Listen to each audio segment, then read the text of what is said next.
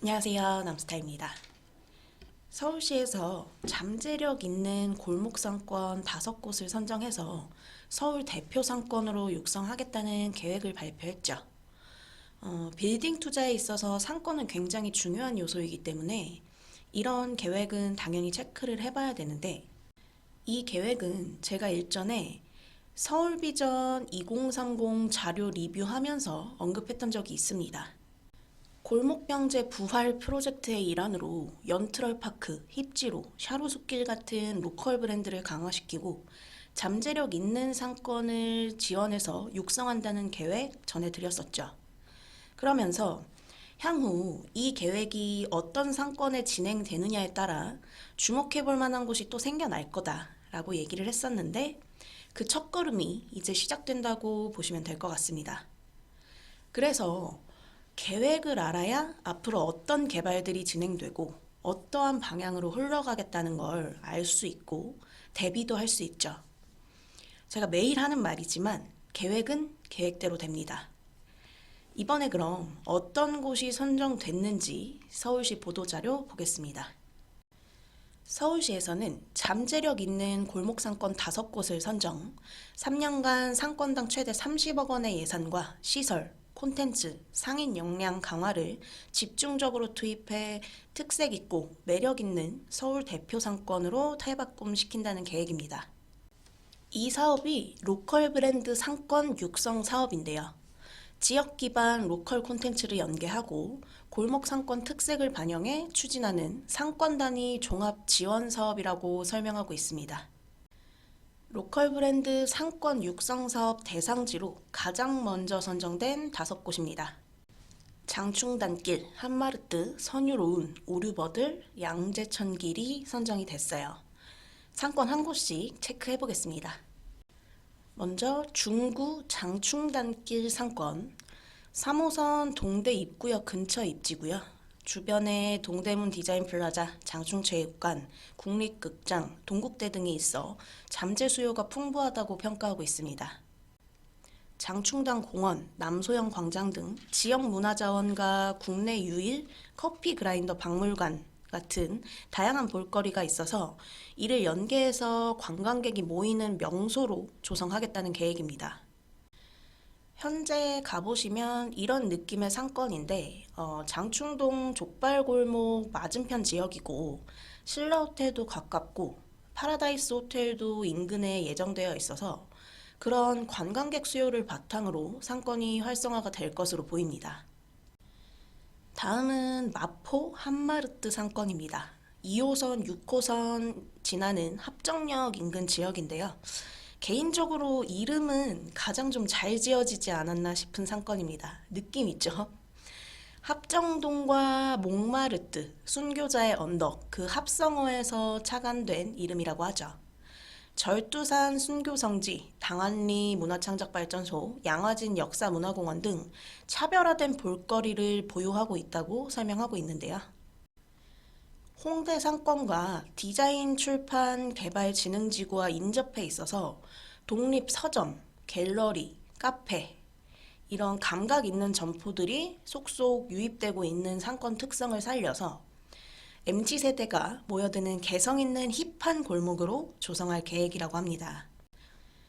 한마르트 상권 인근에 이 마포 디자인 출판 특정개발진흥지구 육성 계획이 있죠. 이것과 연계해서 또 다른 감성의 상권으로 자리 잡는다면 마포구의 또 한 곳의 상권으로 자리 잡을 수 있지 않을까 기대를 해봅니다. 연트럴파크 망리단길에 이어 새로운 힙한 상권으로 자리 잡을 수 있을지 지켜봐야겠습니다.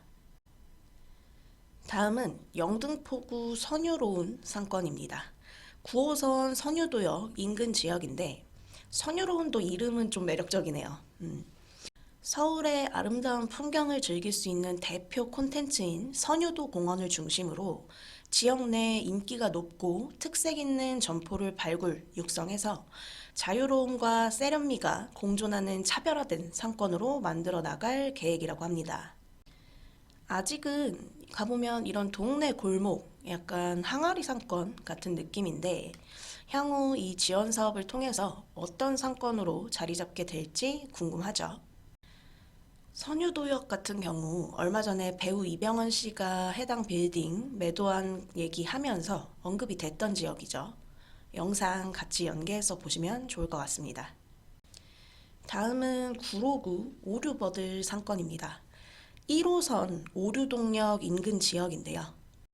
레트로한 다양한 업종이 모여있는 골목형 상점가로 과거에 버드나무가 울창해서 여행객들이 쉬어갔다던 오류골 주막거리를 복원하고 오류골 주모와 전통주 소믈리에를 연계한 스토리텔링으로 옛스러움이 담긴 추억을 여행하는 상권으로 만들겠다는 계획입니다. 주변에 이런 아파트들이 자리를 하고 있어서 약간 항아리 상권처럼 형성이 되어 있는 곳인데 느낌도 딱 그렇죠. 사실 앞서 봤던 다른 세 곳과 비교하면 입지적으로는 엄청난 메리트가 있는 곳은 아니다 보니까 아직 이 지역까지 투자를 위해서 눈여겨보시라고 말씀드리기는 조금 애매하긴 합니다만 향후에 또 어떤 상권으로 자리 잡히느냐를 좀 더 지켜봐야 할 것 같습니다. 자, 그럼 이번에 선정된 곳의 5번째 마지막 상권, 양재천길입니다.